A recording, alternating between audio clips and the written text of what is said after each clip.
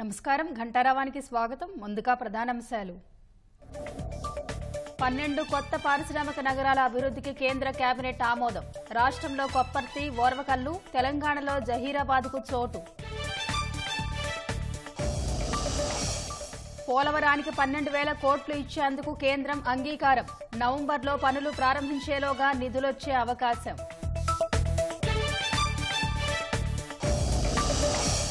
2027 నాటికి పోలవరం తొలిదశ పూర్తే లక్ష్యమన్న సీఎం.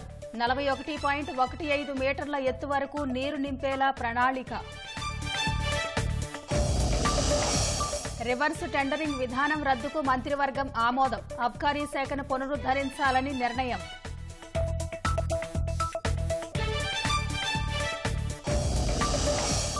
వివాదాస్పద మంత్రులు, ఎమ్మెల్యేలపై ముఖ్యమంత్రి సీరియస్. కొందరి తప్పిదాలతో ప్రభుత్వానికి చెడ్డ పేరు వస్తుందని ఆగ్రహం. నూజివీడు IIITలో విద్యార్థులకు అస్వస్థతతో కలకలం. 770 మందికి అనారోగ్యం. విచారణకు ఆదేశించిన ప్రభుత్వం.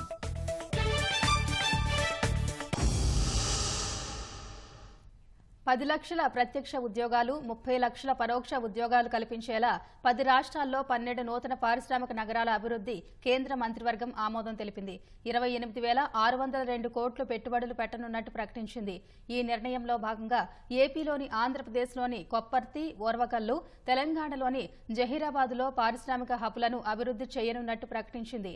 కేంద్ర మంత్రివర్గ నిర్ణయంతో దేశ తయారీ రంగ ముఖచిత్రం మారిపోతుందని, అభివృద్ధి కొత్త పుంతలు తొక్కుతుందని కేంద్ర మంత్రి అశ్విని వైష్ణవ్ విశ్వాసం వ్యక్తం చేశారు.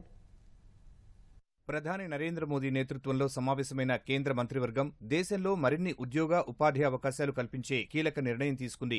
28,602 కోట్ల రూపాయల పెట్టుబడితో దేశవ్యాప్తంగా 10 నగరాల్లో 12 నూతన పారిశ్రామిక నగరాల అభివృద్ధికి ఆమోదం తెలిపింది. 10 రాష్ట్రాల్లో 6 మెగా కారిడార్లను వ్యూహాత్మక ప్రణాళిక కింద అభివృద్ధి చేయనున్నట్లు ప్రకటించింది. దేశ ఆర్థికాభివృద్ధిని, తయారీ రంగ సామర్థ్యాన్ని మరింత పెంచుకోవాలనుకుంటున్న భారత్ తపనను ఈ నిర్ణయాలు చాటుతున్నాయని కేంద్ర మంత్రి అశ్విని వైష్ణవ్ తెలిపారు. తెలుగు రాష్ట్రాల్లోని కొప్పర్తి, ఓర్వకల్లు పారిశ్రామిక నగరాలు, తెలంగాణలోని జహీరాబాద్ లో ఒక పారిశ్రామిక హబ్ ను అభివృద్ధి చేస్తామని అశ్విని వైష్ణవ్ ప్రకటించారు. జాతీయ పారిశ్రామిక కారిడార్ అభివృద్ధి కార్యక్రమం NICDPలో భాగంగా ఈ 12 ప్రాజెక్టు ప్రతిపాదనలకు కేబినెట్ ఆమోదం తెలిపింది. ఈ 12 పారిశ్రామిక నగరాలను గ్రీన్ ఫీల్డ్ స్మార్ట్ నగరాలుగా అంతర్జాతీయ ప్రమాణాలతో అభివృద్ధి చేస్తామని కేంద్ర మంత్రి వివరించారు. ఈ నగరాల ద్వారా ప్రత్యక్షంగా 10 లక్షల మందికి, పరోక్షంగా 30 లక్షల మందికి ఉద్యోగ, ఉపాధి అవకాశాలు లభిస్తాయని చెప్పారు. ఈ 12 పారిశ్రామిక నగరాలు 1,52,000 కోట్ల మేర పెట్టుబడులను ఆకర్షిస్తాయని పేర్కొన్నారు. కొప్పర్తి పారిశ్రామిక హబ్ లో 2,137 కోట్లతో 2,596 ఎకరాలను అభివృద్ధి చేస్తామన్న మంత్రి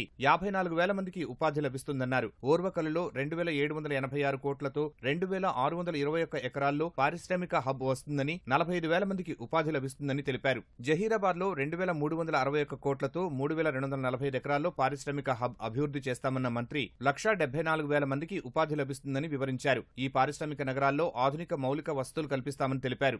దేశవ్యాప్తంగా 6,456 కోట్ల రూపాయల అంచనాతో 3 రైల్వే ప్రాజెక్టులను ప్రధాని మోదీ నేతృత్వంలోని ఆర్థిక వ్యవహారాల కేబినెట్ కమిటీ ఆమోదం తెలిపింది. ఈ 3 ప్రాజెక్టుల ద్వారా ఒడిశా, జార్ఖండ్, ఛత్తీస్గఢ్, పశ్చిమ బెంగాల్లోని 7 జిల్లాల్లో 300 కిలోమీటర్ల మేర రైల్వే నెట్వర్క్ విస్తరణ జరుగుతుందని అశ్విని వైష్ణవ్ తెలిపారు.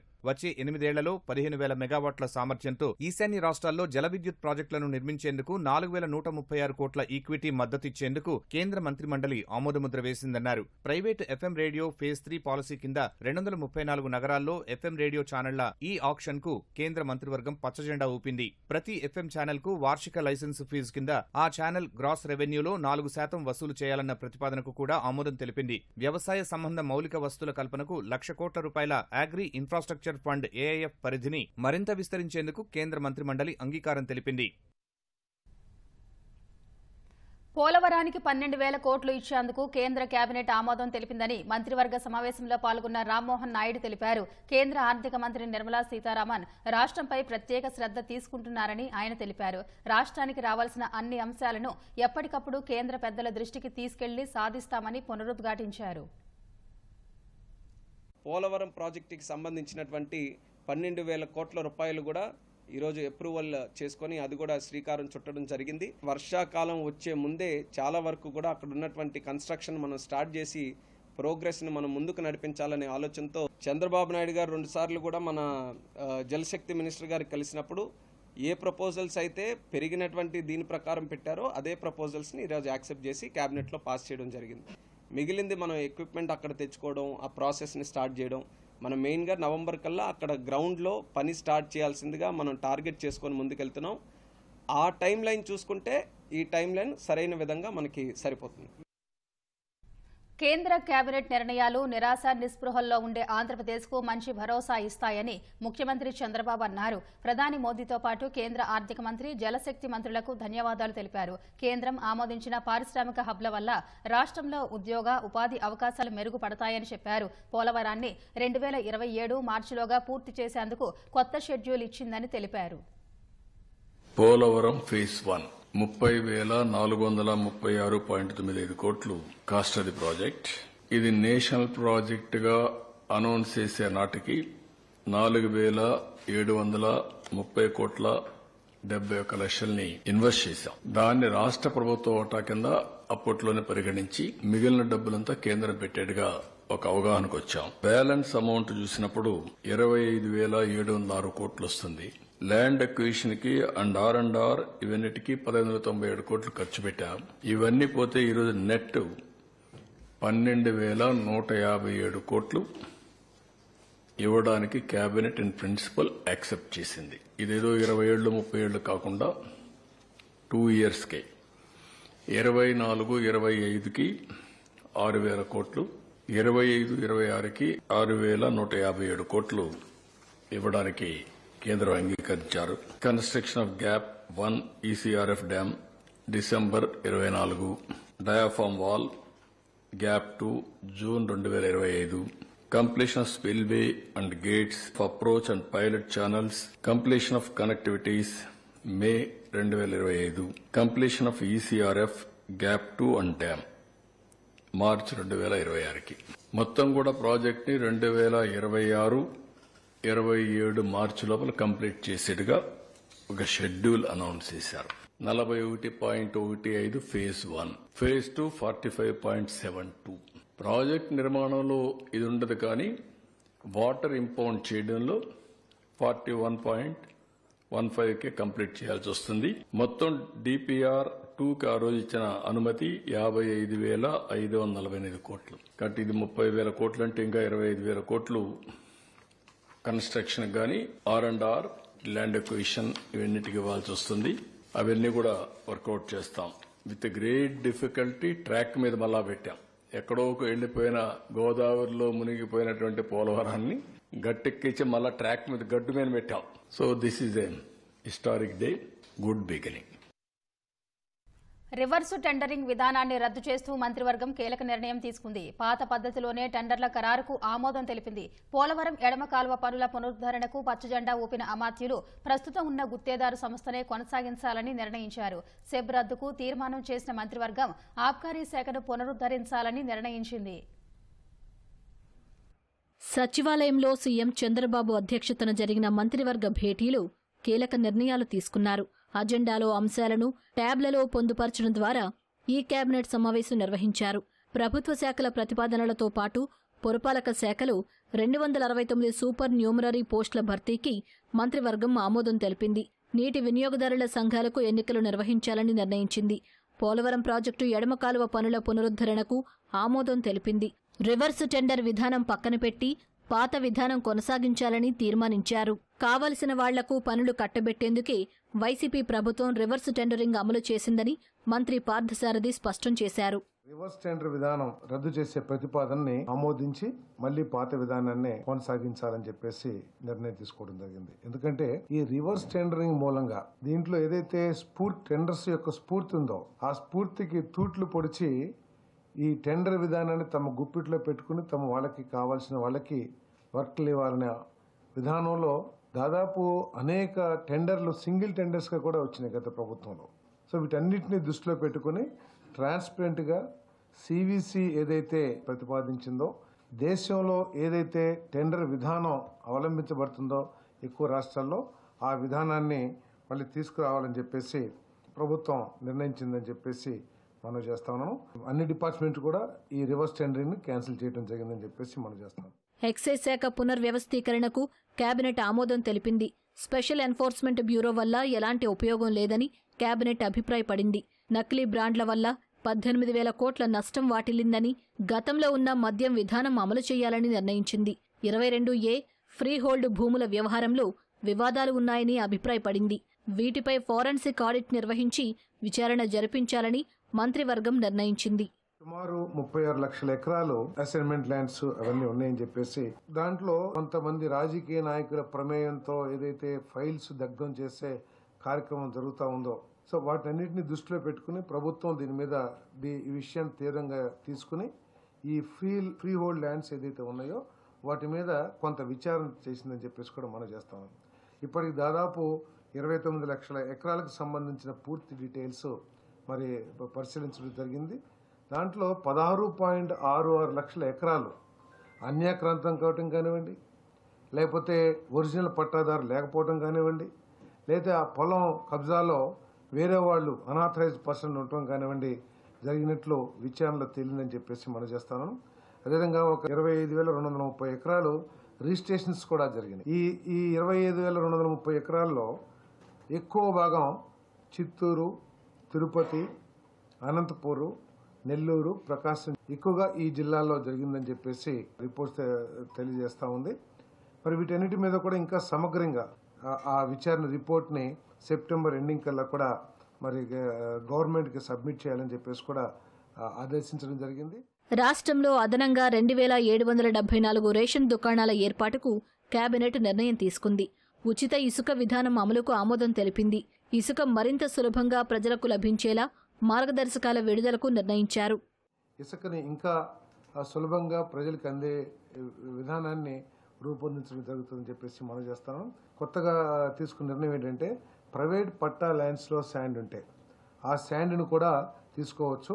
ఏదైతే గ్రామాల్లో చిన్న ఇప్పుడు తమ్మిలేరు చిన్న రివర్స్ లేదా వాగులు ఉంటాయో ఆ వాగుల్లో ఎడ్ల బండితో ఆ గ్రామాల అవసరం, ఆ చుట్టుపక్కల గ్రామాల అవసరాలు తీర్చడం కోసం ఎడ్ల బండ్ల ద్వారా ఇసుక రవాణా చేసుకుంటానికి కూడా పర్మిషన్ ఇవ్వబడిందని చెప్పేసి మనం చేస్తాను.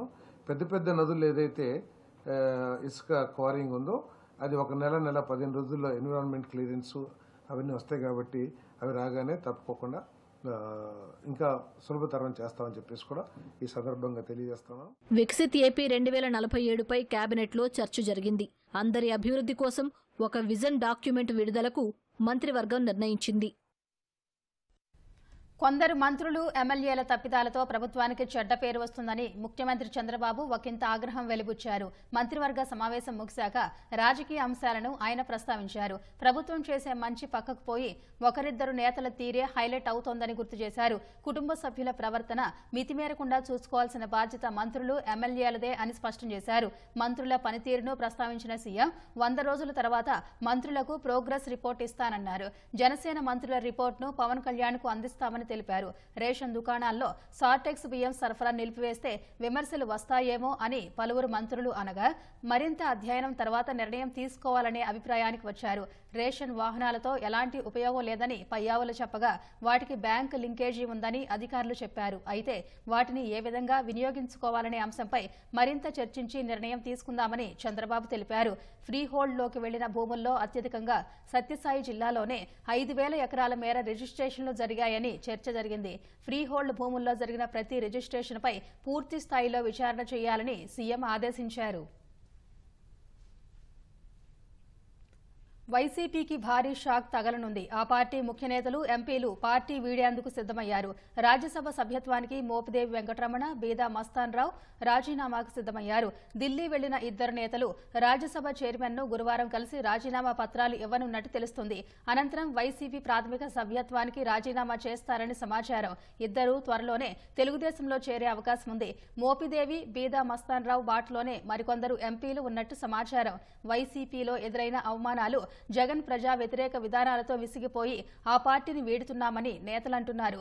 మరికొందరు ఎంపీలు బీజేపీలో చేరేందుకు సిద్దమైనట్టు తెలుస్తోంది. మరోవైపు వైసీపీ ఎమ్మెల్సీ పోతుల సునీత కూడా పార్టీకి, పదవికి రాజీనామా చేశారు. శాసనమండలి కార్యదర్శికి సునీత రాజీనామా లేఖ పంపారు. ఎమ్మెల్సీ పోతుల సునీత రాజీనామాపై శ్రీకాకుళం జిల్లా పలాస తెలుగుదేశం ఎమ్మెల్యే గౌతు శిరీష కీలక వ్యాఖ్యలు చేశారు.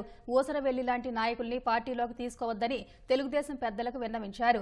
అధికారం కోసమే వచ్చేవాళ్లని పార్టీలో తీసుకుంటే అధికారం లేనప్పుడు పార్టీ కోసం నిజాయితీగా పోరాడిన వాళ్లని అవమానించినట్టేనని ఆమె అభిప్రాయపడ్డారు. పోతుల సునీత రాజీనామా వార్తను ట్యాగ్ చేస్తూ గౌతు శిరీష ఆమె ఫేస్బుక్లో పోస్టు పెట్టారు. రెడ్ బుక్ సరిగా పనిచేస్తూ ఉండడం వల్లే ప్రజలంతా స్వేచ్ఛగా ఉన్నారని మంత్రి నారా లోకేష్ అన్నారు. చట్టాలను ఉల్లంఘించి ప్రజలను ఇబ్బంది పెట్టిన వారి పేర్లే రెడ్ బుక్ లో ఉన్నాయని పునరుద్ఘాటించారు. గుంటూరు జిల్లా మంగళగిరి లక్ష్మీ నరసింహస్వామి ఆలయ ముఖ ద్వారాన్ని ప్రారంభించిన లోకేష్ భక్తులకు స్వామివారి ప్రసాదాలు పంపిణీ చేశారు. ఇసుక విధానంలో తలెత్తిన చిన్నపాటి ఇబ్బందులను త్వరలోనే సరి చేస్తామని లోకేష్ చెప్పారు. ముంబైకి చెందిన సినీ నటిని వేధించిన వ్యవహారంలో ఆరోపణలు ఎదుర్కొంటున్న ఐపీఎస్ అధికారులపై నివేదిక రాగానే చర్యలు ఉంటాయన్నారు. ఏ అధికారులైతే చట్టాలను ఉల్లంఘించి ప్రజల్ని కార్యకర్తలు ఇబ్బంది పెట్టారో వాళ్ళందరినీ మేము సీరియస్గా తీసుకోవాలని చెప్పడం జరిగింది. దాంట్లో భాగంగా ఏంటంటే ఒక్కొక్కరు ఇప్పుడు బయటకు వస్తున్నారు. మాట్లాడే స్వేచ్ఛ వచ్చింది ఆంధ్ర రాష్ట్రం.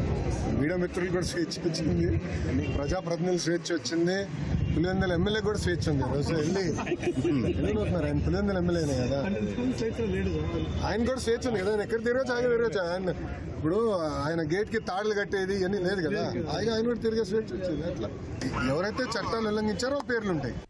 రాష్ట్ర హైకోర్టు శాశ్వత న్యాయమూర్తులుగా జస్టిస్ వెంకట కిరణ్మై, జస్టిస్ వి గోపాలకృష్ణారావు ప్రమాణ స్వీకారం చేశారు. హైకోర్టు ప్రధాన న్యాయమూర్తి ధీరజ్ సింగ్ ఠాకూర్ వారితో ప్రమాణ స్వీకారం చేయించారు. ప్రస్తుతం వీరిద్దరూ హైకోర్టులో అదనపు జడ్జిలుగా ఉన్నారు. వారిని శాశ్వత న్యాయమూర్తులుగా నియమించాలని కొలీజియం సిఫార్సు చేయగా రాష్ట్రపతి ద్రౌపది ముర్ము ఆమోద ముద్ర వేశారు. మనీ లాండరింగ్ కేసు నమోదైనప్పటికీ నిందితుడికి బెయిల్ ఇచ్చే నిబంధనలు, జైలు నుంచి మినహాయించే అవకాశాలు ఉన్నాయని సుప్రీంకోర్టు స్పష్టం చేసింది. ఈ మేరకు అక్రమ మైనింగ్ కేసులో ఆరోపణలు ఎదుర్కొంటున్న జార్ఖండ్ సీఎం హేమంత్ సోరెన్ అనుచరుడు ప్రేమ్ ప్రకాష్ కు బెయిల్ మంజూరు చేసింది. ఏ వ్యక్తి స్వేచ్ఛను హరించరాదని justice BR Gavai, justice KV విశ్వనాథన్లతో కూడిన ధర్మాసనం తేల్చి చెప్పింది. బెయిల్ అనేది నియమం, జైలు మినహాయింపు అనేది సిద్ధాంతమని వివరించింది. వ్యక్తి స్వేచ్ఛ ఎప్పటికీ ఒక నియమమేనన్న ధర్మాసనం దాన్ని కోల్పోవాల్సి వస్తే అది చట్టబద్దంగానే ఉండాలని స్పష్టం చేసింది. పీఎంఎల్ఏ చట్టంలో సెక్షన్ 45 ప్రకారం విధించిన 2 బెయిల్ షరతులు నిందితుడి స్వేచ్ఛ హరించాలనే కొత్త సిద్ధాంతాన్ని లిగించలేవని ధర్మాసనం పేర్కొంది. ఆమ్ ఆద్మీ నాయకుడు మనీష్ సిసోదియాకు బెయిల్ మంజూరు చేస్తూ ఆగస్టు 9న ఇచ్చిన తీర్పును ఈ సందర్భంగా సుప్రీంకోర్టు ప్రస్తావించింది. పీఎంఎల్ఏ కేసులో ప్రేమ్ ప్రకాష్ కు బెయిల్ మంజూరు చేసిన ధర్మాసనం అతడికి బెయిల్ నిరాకరిస్తూ జార్ఖండ్ హైకోర్టు మార్చి 22న ఇచ్చిన ఆదేశాలను పక్కన పెట్టింది. ఢిల్లీ మద్యం కేసులో బెయిల్పై విడుదలైన బీఆర్ఎస్ ఎమ్మెల్సీ కవిత దాదాపు 5 నెలల తర్వాత హైదరాబాద్ వచ్చారు. ఢిల్లీ నుంచి శంషాబాద్ విమానాశ్రయం చేరుకున్న కవితకు బీఆర్ఎస్ శ్రేణులు ఘన స్వాగతం పలికాయి. కేటీఆర్, హరీష్ రావు కుటుంబ సభ్యులతో కలిసి హైదరాబాద్ చేరుకున్న కవితపై కార్యకర్తలు పూల వర్షం కురిపించారు. పిడికిలి బిగించి అభివాదం చేసిన కవిత విమానాశ్రయం నుంచి బంజారా హిల్స్ లోని నివాసానికి వెళ్లారు. గురువారం మధ్యాహ్నం కవిత తన తండ్రి కేసీఆర్ ను కలవనున్నారు.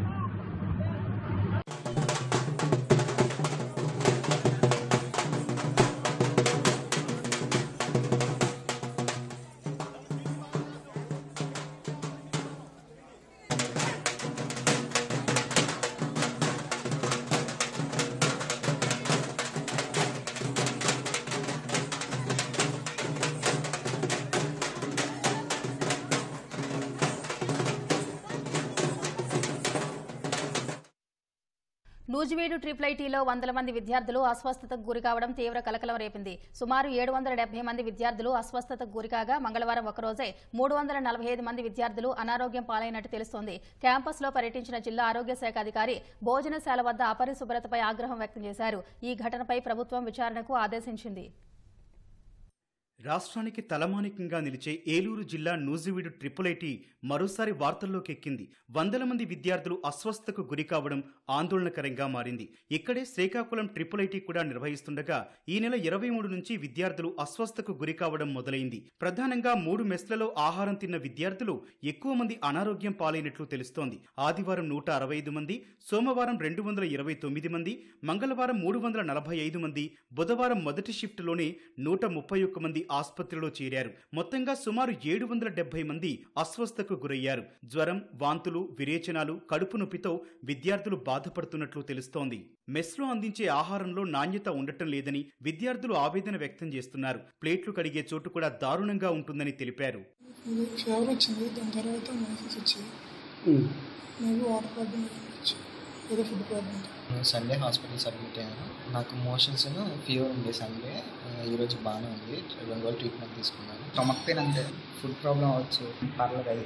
కొన్ని రోజుల నుంచి మెస్లో ఫుడ్ని చాలా ఇబ్బంది పడుతున్నాం. ఆ ప్లేట్స్ సఫిషియెంట్గా లేవు. అండ్ అలాగే మేము ప్లేట్స్ని వాష్ చేసుకునే ఏరియా కూడా చాలా ఇబ్బందిగా, అంటే దాన్ని క్లీన్ చేయట్లేదు.